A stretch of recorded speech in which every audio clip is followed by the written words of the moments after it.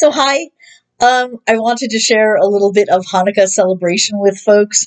Um, I was sharing recently that one of my favorite holiday stories is Latke who wouldn't stop screaming, and my friend saw a description of it and commented that he didn't quite get the appeal. So I thought maybe what was missing was the dramatic reading of it. So I brought my kids. I'm gonna tell them a story tonight. My babies. I'm going to tell them a story tonight.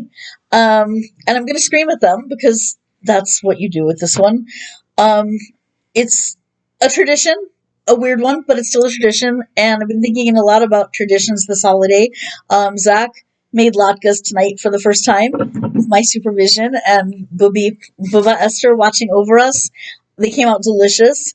And I'm also thinking about my grandma Daisy. She passed away 4 years ago yesterday, and she was the best storyteller in the family.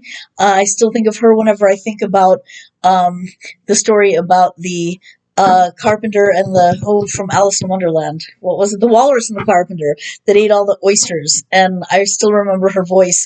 So I would like my kids to have memories like that of me. And in the event that I don't live to see my grandchildren, because I'm morbid that way, they will have this video of me reading a story to them and screaming at them. And if you're one of those people who gets irrationally angry when people share recipes and tell really heartwarming stories before they get to the recipe, then you probably want to skip over like the first minute and a half of all this. And I should have told you that in the beginning. Sorry. Anyway, we have The Latke Who Couldn't Stop Screaming, a Christmas story. It is by Lemony Snicket, and illustrations are by Lisa Brown.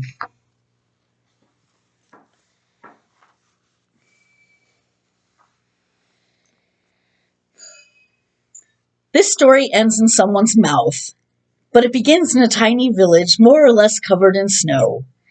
The snow had fallen during the long night, during which children had pressed their faces to the windows, looking for a glimpse of a man who they suspected of bringing them wonderful gifts.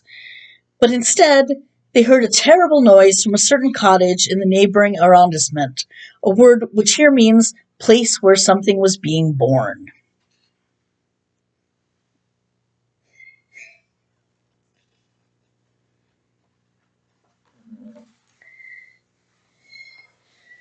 The cottage was already regarded with some suspicion, as it was the only place not decorated with flashing colored lights at this time of year. It looks a lot like our house. The thing that was being born was a latke, a word which here means potato pancake. Latkes are a traditional part of the celebration of Hanukkah, a holiday commemorating a miraculous Jewish military victory. Nearly everything in this world is born screaming, and the latke was no exception. Even though the latke wasn't conceived and born the way you and I were conceived and born, but instead was fashioned from grated potatoes, chopped onion, beaten eggs, and a dash or two of salt. Once these ingredients were properly mixed, the latke was slapped into a pan full of olive oil heated to a very high temperature. And this is when it began to scream.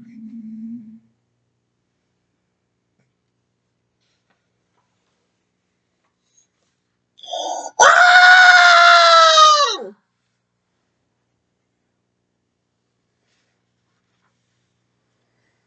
Ah!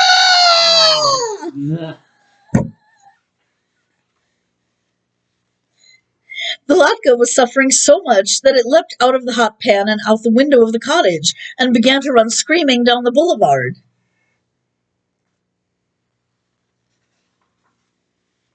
Ah!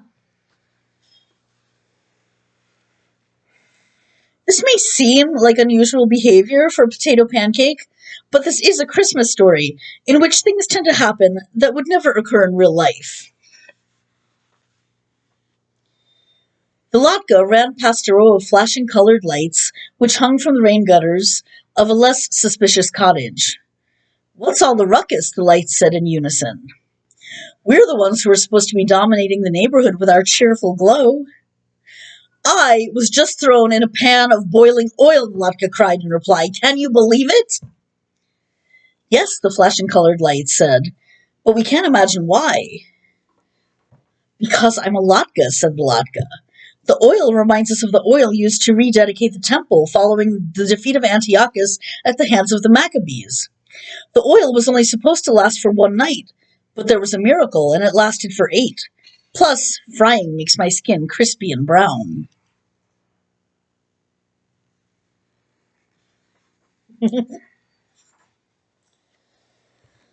So you're basically hash browns to the flashing colored lights. Maybe you can be served alongside a Christmas ham. I'm not hash browns, cried the Latke. I'm something completely different.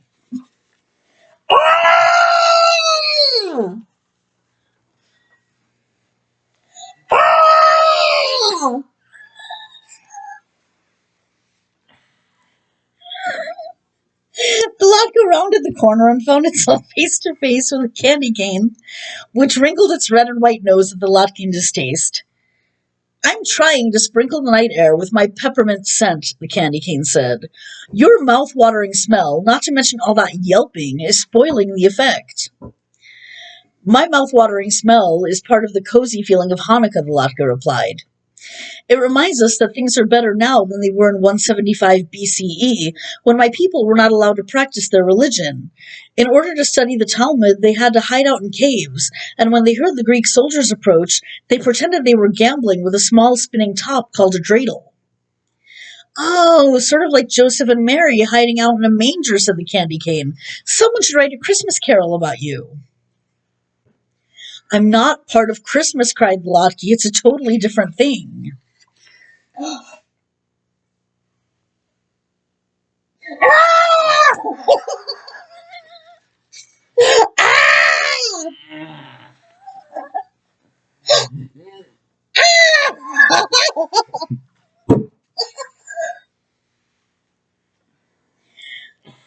The screams of the Latke grew quieter and quieter as the pancake ran out of the village into the surrounding forest.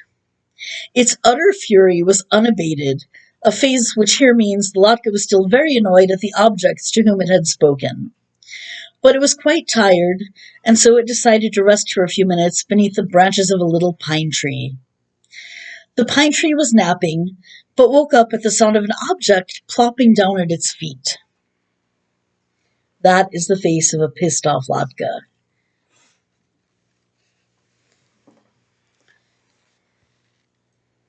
Are you a present? The pine tree asked. Presents are pretty much the only thing allowed to sit beneath me during this time of year. The Latke sighed. Presents aren't really a big part of Hanukkah, it said in a voice hoarse from screaming.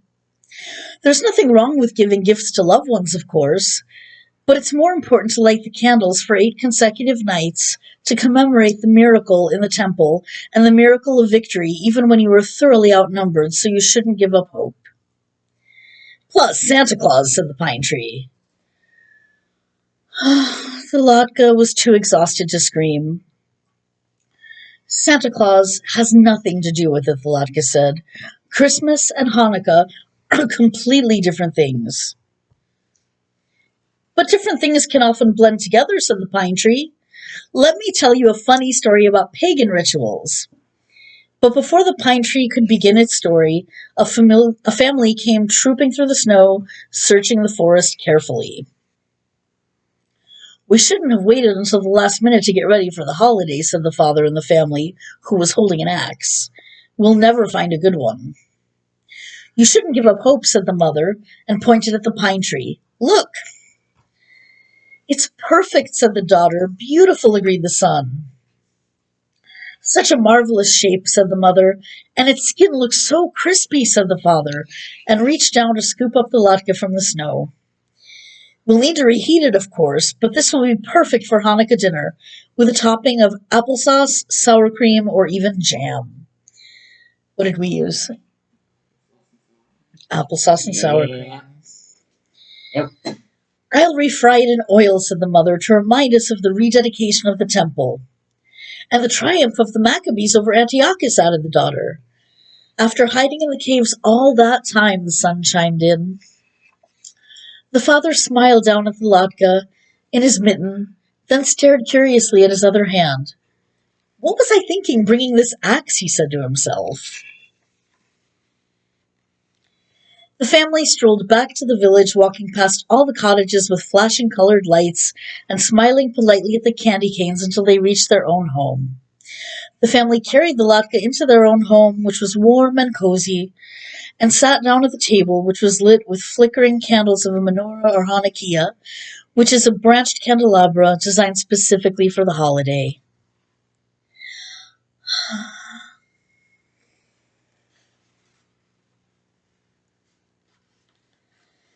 It's very frustrating not to be understood in this world.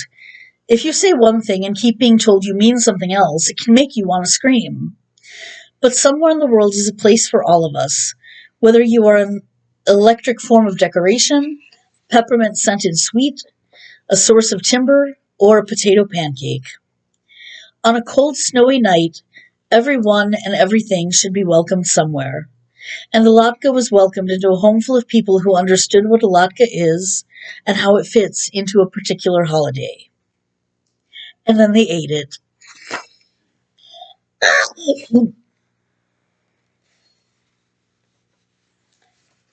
And that concludes our holiday story time. Whatever you celebrate, happy holidays to everybody.